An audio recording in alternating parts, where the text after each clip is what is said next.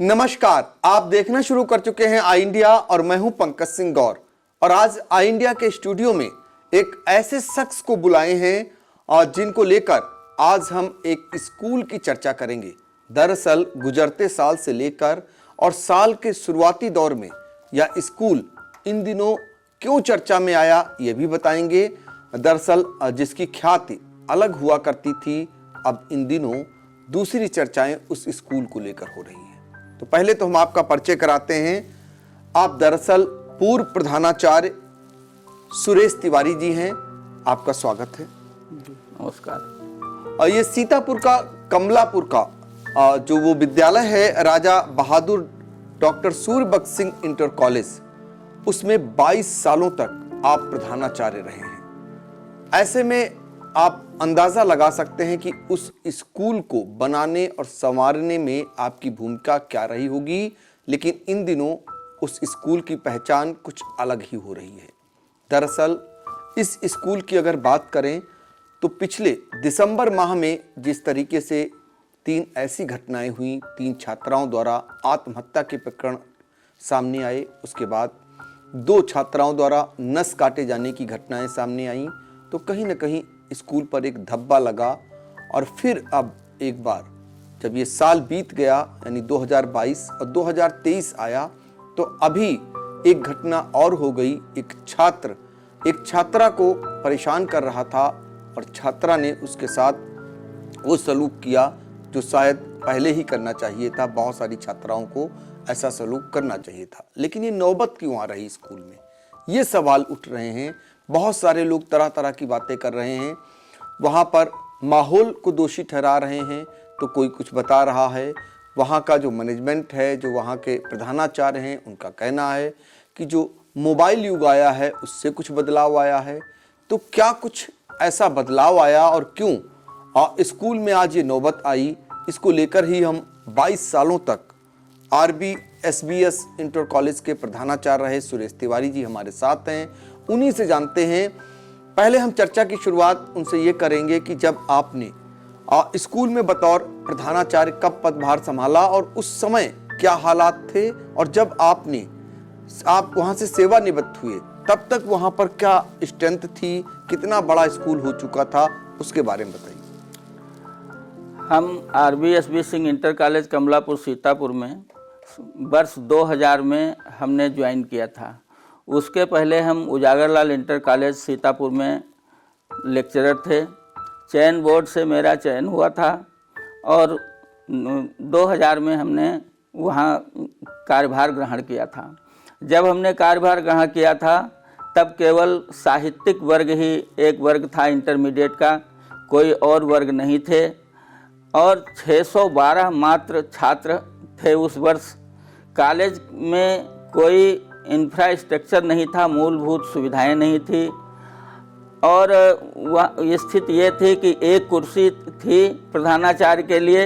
वही कुर्सी चपरासी लेकर जाता था, जहां प्रधानाचार्य जाते थे वहीं वो कुर्सी डाल दी जाती थी और उसी पर प्रधानाचार्य बैठ जाया करते थे। हमने 22 वर्षों के अपने अथक परिश्रम से उस विद्यालय में 57 कमरे बनवाए, उस विद्यालय में फर्नीचर की व्यवस्था की। आज पर्याप्त मात्रा में वहाँ फर्नीचर है, और बल्कि एक्सेस फर्नीचर है, जितना चाहिए उससे भी अधिक फर्नीचर है। हमने 2005 में विज्ञान वर्ग की मान्यता ली, 2010 में कॉमर्स और कृषि की मान्यता करवाई। उसके बाद 2012 में हमने कंप्यूटर की मान्यता ली, और कुछ विषय ऐसे थे जो साहित्यिक वर्ग में भी नहीं थे, जैसे संस्कृत विषय नहीं था, गृह विज्ञान विषय नहीं था, चित्रकला नहीं था, या समाज शास्त्र नहीं था। इन विषयों की भी हमने मान्यता ली, और मान्यता लेकर के हम जब वहाँ, और विद्यालय के विकास के कारण ही भारत सरकार ने मुझे 2014 में राष्ट्रपति पुरस्कार भी प्रदान किया। राष्ट्रपति पुरस्कार प्रदान करने के कारण हमारी सेवाएं बढ़ी। हम 65 वर्ष पर रिटायर हुए और 30 सितंबर 2021 को हम सेवानिवृत्त हुए। जब सेवानिवृत्त मैं हुआ लगभग 4000 विद्यार्थी थे, जिसमें 1800 करीब छात्र थे और 2200 करीब लड़के थे और 1800 करीब लड़कियां अध्ययन कर रहे थे। बिल्कुल, तो ये है वहाँ का जो आपको बताया। चूंकि आप सोचिए जरा कि 1200 से आपने शुरुआत की थी जब आपने वहाँ कार्यभार ग्रहण किया था, और 600 से, और अब वहां पर जब वहां आप सेवानिवृत्त हुए तो 4000 छात्र छात्राओं की संख्या थी। यही कारण है, ये बड़ा विद्यालय है और क्षेत्र के दूर दराज के लोग आज भी वहां पर शिक्षा लेने के लिए आते हैं। 15 किलोमीटर की एरिया में साइकिल से जो छात्र छात्राएं हैं वो चलकर और इस कॉलेज में पहुंचती हैं ग्रहण करने के लिए। उसका कारण ये है कि हमने एनसीसी की 4 विंग की वहाँ पर स्थापना करवाई।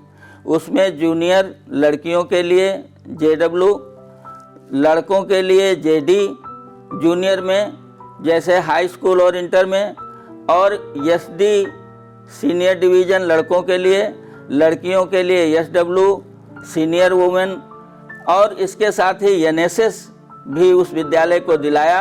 अर्थात जितने भी वर्ग हैं हमारे यहाँ कॉलेज में, चारों वर्ग हैं और चारों प्रकार की NCC है। जनपद सीतापुर में किसी भी विद्यालय में ये सुविधा नहीं है।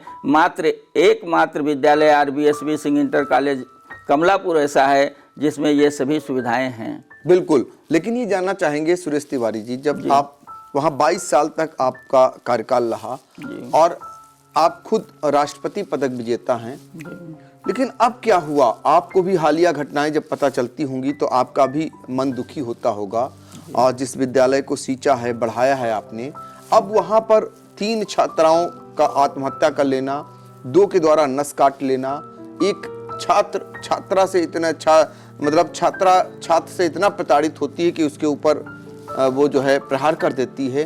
क्या लगता है ऐसी नौबत क्यों आई? इसका मुख्य कारण है जो वर्तमान में प्रधानाचार्य जी हैं वो समय नहीं विद्यालय को दे रहे हैं।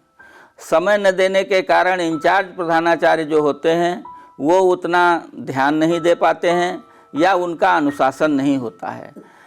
कुछ ऐसे अध्यापक हैं, लगभग 5 अध्यापक ऐसे विद्यालय में हैं जो कभी कक्षा को जाते ही नहीं हैं, केवल प्रधानाचार्य ऑफिस में बैठे रहते हैं, या तो धूप खाया करते हैं, या वो जब गर्मियों में वो पेड़ के नीचे बैठे रहते हैं। शेष अध्यापक तो जाते हैं, लेकिन अगल बगल के कमरों में अनुशासनहीनता होने के कारण ये सब घटनाएं घट रही हैं। विद्यालय में कमरे खाली रहते हैं, गेट में ताला पड़ जाता है। गेट में ताला पड़ जाने के कारण जो अराजक छात्र हैं या उद्दंड छात्र जिनको कहा जाए, वो छात्र बाहर नहीं निकल पाते हैं, वो विद्यालय के अंदर ही बने रहते हैं। सुरेश तिवारी जी, लेकिन जो मौजूदा प्रधानाचार्य हैं जी, उनको चार्ज आपने दिया था? हाँ, उनको चार्ज हमने दिया था। सीनियर मोस्ट श्री राजेश कुमार श्रीवास्तव जो शिक्षा शास्त्र के प्रवक्ता हैं वो थे, उन्होंने चार्ज लेने से इनकार कर दिया था और शपथ पत्र दिया था कि मैं चार्ज नहीं लूँगा, हमारी कुछ पारिवारिक समस्याएं हैं। उसके बाद सीनियरिटी में श्री साकिब जमाल अंसारी जो वर्तमान में कार्यवाहक प्रधानाचार्य हैं या उनको इंचार्ज प्रधानाचार्य कहा जाए, वो हैं और उन्हीं के पास ये चार्ज है। अच्छा, साकिब जमाल अंसारी से मेरी बात हुई, जब वो घटनाक्रम हुआ तो मैंने उनसे वार्ता की। उनका एक ये बात कहना था कि जो मोबाइल युग आया, मोबाइल में बहुत सारी चीज़ें हैं, उससे बच्चे बिगड़ रहे हैं, अभिभावक ध्यान नहीं दे रहे हैं, ये उनका कहना है। देखिए, मोबाइल आज नहीं आया है, मोबाइल जब हम थे तब भी था। मोबाइल हम सन 2021 तक तो वहाँ रहे और मोबाइल लगभग 2012-13 में आ गया था। मोबाइल तब भी बच्चे लाते थे, मोबाइल आज भी बच्चे लाते हैं। मोबाइल के कारण नहीं, ये सब अनुशासनहीनता के कारण हो रहा है। अगर उनका सही अनुशासन में बच्चों को रखा जाए तो ये कोई घटनाएं नहीं होंगी। अगर टीचर क्लास में पढ़ाने जाएं तो ये घटनाएं नहीं होंगी। मुख्य वहाँ का कारण है अनुशासनहीनता और शिक्षकों का कक्षा में न जाना। लेकिन सभी शिक्षक ऐसे नहीं हैं, केवल 4-5 ऐसे शिक्षक हैं जो कतई अगर उनका वो कर लिया जाए, विद्यालय जा कर के देख लिया जाए, तो जुलाई से लेकर के या अप्रैल से लेकर के आज तक वो कक्षा में नहीं गए हैं, उनका कोई कार्य न तो बच्चों से को कराया गया है न, और बच्चों से अगर पूछ लिया जाए तो वो बिल्कुल चिन्हित हो जाएंगे। एक और बात सामने आती है कि जो ये सब मामले आ रहे हैं, ये कहा जा रहा है कि आपसी जो रार है शिक्षकों की, प्रधानाचार्य का पद पाने के लिए ऐसा हो रहा है, क्या लगता है आपको? नहीं, प्रधानाचार्य का पद पाने के लिए कुछ नहीं हो रहा है। प्रधानाचार्य तो सीनियरिटी से वो बने हैं, सभी लोग उनका सहयोग करते हैं। जो उन्हीं के जेबी लोग हैं, जो उन्हीं की चाटुकारिता में बने रहते हैं, सिर्फ वही क्लास नहीं जाते हैं, वही कोई काम नहीं करते हैं, वही कान भरा करते हैं और प्रधानाचार्य अपने आप कोई निर्णय नहीं लेते हैं। प्रधानाचार्य कुछ चाटुकार पाले हैं, उन चाटुकारों के माध्यम से काम होता है, उन्हीं की सलाह पर काम होता है, अपना कोई उनका डिसीजन नहीं होता है। अगर अपना डिसीजन हो तो ये दिक्कतें ना हों। तो ये आपने कहा कि अनुशासन की कमी आई है जी। आप 22 साल तक उस कॉलेज को आप संचालित किए हैं एज ए प्रधानाचार्य जी। ऐसा क्या अनुशासन बनाए रखते थे? छात्र छात्राओं के बीच कैसा अनुशासन बनाते थे? अभिभावकों के लिए क्या कुछ करते थे? कैसे माहौल वहाँ पर अच्छा बनाए रखते थे? ऐसा है कि समाज के जो अच्छे लोग थे उनसे हम मुलाकात भी क्षेत्र के लोगों से किया करते थे, या विद्यालय में जब वो आते थे तो उनका भी हम सम्मान किया करते थे। इसके साथ ही कि जैसे हम गाड़ी से उतर करके जब गाड़ी से जाते थे तो पहले हम प्रधानाचार्य कक्ष में नहीं जाते थे, पहले हम पूरा विद्यालय का राउंड लगा लेते थे कि सभी कमरों में टीचर पहुंच गए हैं कि नहीं पहुंचे हैं। अगर कोई टीचर नहीं पहुंचा होता था तो उसको बुला करके कहते थे कि आपका पीरियड लगा है, ये अमुक कमरा खाली है, क्यों खाली है, आप अपने क्लास को जाइए। या बीच में चौथे घंटे में फिर एक राउंड ले लेते थे, फिर छठे सातवें घंटे में राउंड ले लेते थे। 2-3 बार राउंड ले लेने से शिक्षकों को ये भय बना रहता था कि प्रधानाचार्य जी आ रहे होंगे और हम अगर क्लास में नहीं मिलेंगे तो हमको डांटेंगे या हमको कुछ कहेंगे। कभी कभी हम ये भी करते थे, जब क्लास में कोई टीचर नहीं जाता था तो उस क्लास में हम स्वयं जब पढ़ाने लगते थे जा कर के, तो टीचर शर्मिंदा होकर के आता था और कहता था सर फलाना काम कर रहे थे इसलिए देर हो गई, और वो फिर आकर के अपना पढ़ाने लगता था। तो इसके लिए तो मेहनत प्रधानाचार्य को करनी होगी। प्रधानाचार्य के घंटे नहीं लगते हैं या घंटे में पढ़ाने नहीं जाते, केवल 2 ही घंटे लगते हैं उनके, और उनको इसी बात की सैलरी मिलती है कि वो शिक्षकों से, कर्मचारियों से, अधीनस्थ कर्मचारियों से काम लें। लेकिन जब प्रधानाचार्य काम नहीं लेंगे, प्रधानाचार्य अपनी ड्यूटी का भली भांति पालन नहीं करेंगे तो यही स्थितियां आएंगी। बिल्कुल। तो ये बताइए कि जब RBSB इंटर कॉलेज में आपको ऐसी घटनाएं आपके जब सुनने को मिली आपको, तो कैसा लगा आपको? क्योंकि बहुत रुकी नहीं रही, विराम ही नहीं लग पा रहा, एक के बाद एक घटना हो रही है। मुझे बहुत ख़राब लगा। हमने एक दिन राजा साहब जो प्रबंधक हैं उनको फ़ोन करके भी कहा कि हमने कहा तो ये था कि एनसीसी में एनसीसी विद्यालय की चली जाएगी अगर इसी प्रकार का माहौल रहा, तो उन्होंने कहा एनसीसी जाने दो। जब उन्होंने कहा एनसीसी जाने दो तो हमारी आत्मा क्षुब्ध हो गई कि इतना हमने मेहनत करके एनसीसी, देहात में एनसीसी कोई देता नहीं है, लेकिन फिर भी हम एनसीसी को ले गए। जब ये कहते हैं कि एनसीसी जाने दो, कोई फ़र्क नहीं पड़ता है, तो हमने कहा अब इनसे कहना बेकार है और वो ध्यान नहीं देंगे विद्यालय पर, तो हमने उनसे कहना बंद कर दिया। अच्छा, आप ये बताइए आपका सुझाव क्या हो? अब जैसे ये कैसे सुधरे, सुझाव क्या है? अधिकारियों को क्या करना चाहिए, क्या कुछ होना चाहिए वहाँ? नए अधिकारियों को निरीक्षण करना चाहिए, विद्यालय जा कर के विद्यालय को देखना चाहिए कि विद्यालय में अगर गेट बंद है, और तब तक गेट बंद रखा जाएगा जब तक वो सभी टीचर को क्लास में न भेज दिया जाए। ये स्ट्रेटजी बना ली गई कि गेट बंद रखो, जब कोई आएगा 10 मिनट बाद गेट खोलो, तब तक सभी टीचरों से कह देंगे कि डीआर साहब आ गए हैं और चले जाओ कमरों में, तो सब टीचर चले जाएंगे।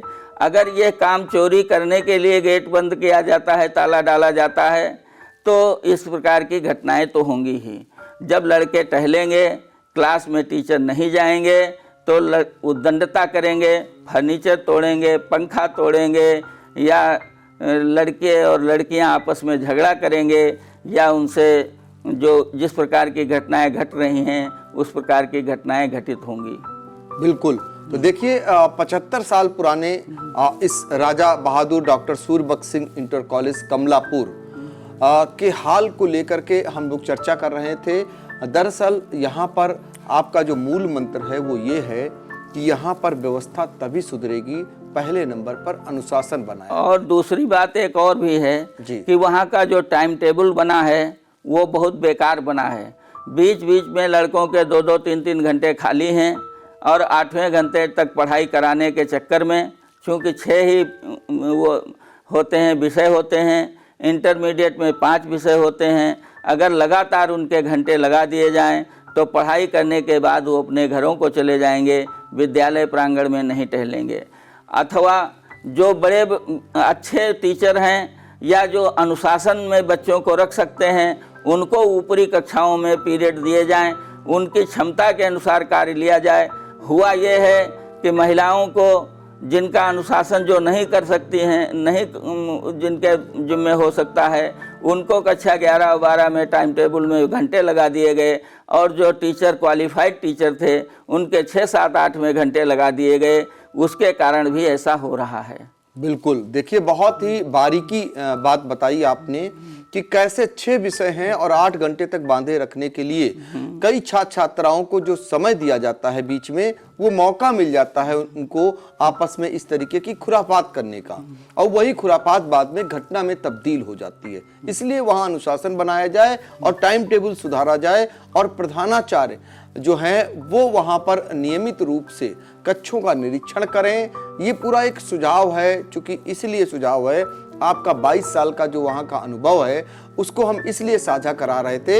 एक इतना प्रसिद्ध कॉलेज जिसमें 4000 के करीब बच्चे पढ़ते हों और ग्रामीण क्षेत्र के छात्र छात्राएं उसमें पढ़ती हों, जहाँ एनसीसी हो, जहाँ स्काउट गाइड्स हो, ऐसे जगहों पर अनुशासन टूट रहा है और ऐसी घटनाएं हो जा रही हैं जिससे कहीं ना कहीं कॉलेज पर कॉलेज की साख को धब्बा लग रहा है। तो चिंता सभी करेंगे, लिहाजा हमने आज इसीलिए पूर्व प्रधानाचार्य को आमंत्रित किया, वहाँ के बारे में, वहाँ के सुझाव के लिए ये बात रखी ताकि जो जिम्मेदार हैं वो वहाँ पर कदम उठाएं, फिर से उन घटनाओं की पुनरावृत्ति ना हो और कॉलेज की साख को धब्बा ना लगे, ऐसी व्यवस्था सुनिश्चित करें। आपका बहुत बहुत शुक्रिया, धन्यवाद।